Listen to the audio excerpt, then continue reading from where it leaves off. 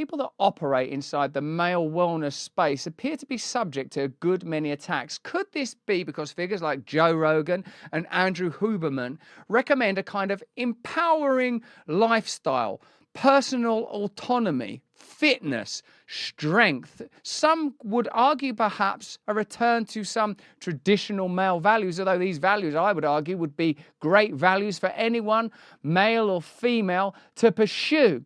Andrew Huberman has, of course, been subject to an astonishing hit piece from a legacy media outfit that seems to have at its core little more to offer than he is a man, he is not married, he sleeps with multiple people, and we've turned this into the most negative, disastrous appraisal of a person imaginable. When you consider, and this will seem like less of a stretch in a minute, the way that the present establishment is reliant on big food and big pharma, the way that the legacy media reports on figures like Andrew Huberman becomes more significant. We'll be showing you something in a moment from Bobby Kennedy talking about who was especially vulnerable during the COVID period, and how if we were to change our lifestyle, if we were to change our diets, if we were to become stronger, healthier, autonomous, if we were not to be a world full of sick people, in Bobby Kennedy's words about your country, a nation of sick and fat people, if we were to come well, instead of regarding fitness and health as somehow fascistic, we wouldn't be such willing dupes, would we, for big food and their sugary, syrupy filth that they keep us sick and addicted to. So let's have a look at the Huberman story, which amounts to a significant attack on a man who it appears has consensual sex with women. So there's the story out of a magazine in New York for sort of like, you know, professional intelligentsia establishment folks. Here's Glenn Greenwald's comment. I've never listened to Andrew Huberman, don't know much about him, but I kept reading this endlessly gossipy article in this shit magazine, waiting for even a single revelation about his private adult life that merited public interest or knowledge, and never found a single one. Saga and Jetty goes into more detail and talks about how he has a friendship with Andrew Huberman. I've never spoken to Andrew Huberman, but I know what it's like to be attacked by the legacy media and the lengths that they will go to conspire and construct stories designed to destroy. I know about that, obviously, from personal experience. Now, what Saga says about Huberman is that essentially he's just a fit, well guy, giving people information and knowledge based on good, legit science that encourages a healthy lifestyle. Why would he be subject to such extraordinary attacks, particularly when the investigation duplicitously begun with contact with Huberman, claiming that what was going to be written was a fair and somewhat flattering piece? Here's Saga talking about it. A few months ago, New York Magazine published a practical guide to polyamory, and yet they're somehow concerned about the sexual mores of the married, most popular health podcaster in the world. What is it exactly about that's about this subject that's captured them?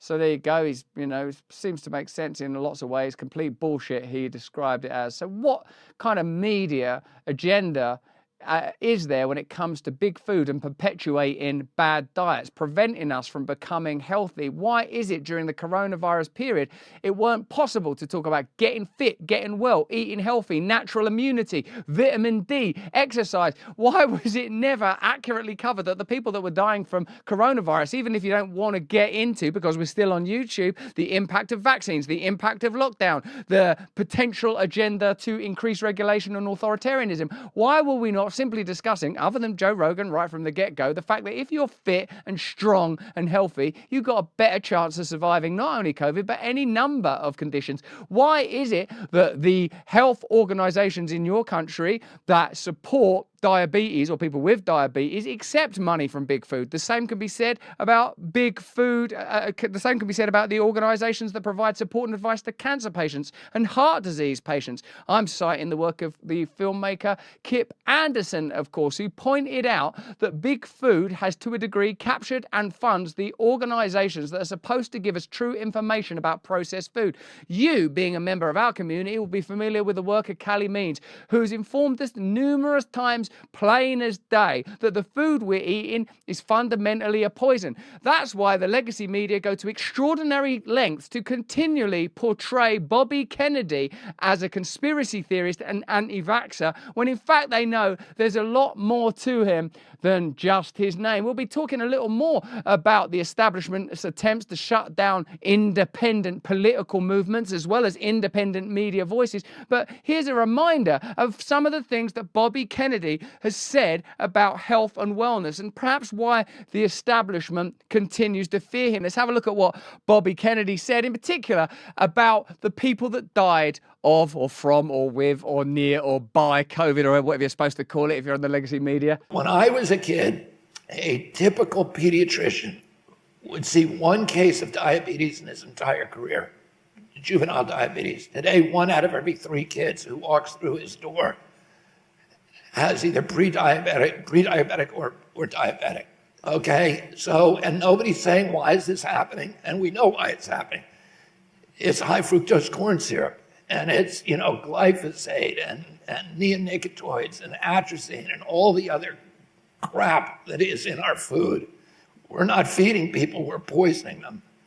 There's a study that I read this week that showed that girls who eat processed food are 1,400% more likely to engage in violence than girls who do not. Oh, this is a mental health issue, the depression, the anxiety, all of this stuff. The autoimmune diseases that our kids are now ubiquitous in that generation. Kids are not supposed to be sick like that. They're not supposed to be complaining of brain fog. They're not supposed to be on Adderall and albuterol inhalers and insulin and all this other stuff. That is not what children are supposed to look like. And they don't look like that anywhere else in the world. Only here. We have the highest chronic disease rate on Earth. And we're being mass poisoned by our food.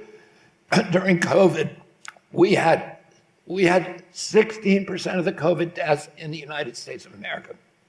We only have 4.2% of the world's population. We had the worst record of any country on Earth. I don't know why people are getting awards for this, because whatever they did was wrong.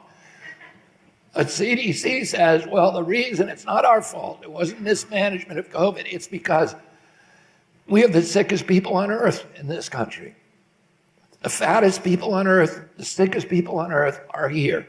And they said the average person, this is what CDC says, the average person who died from COVID had 3.8 chronic diseases.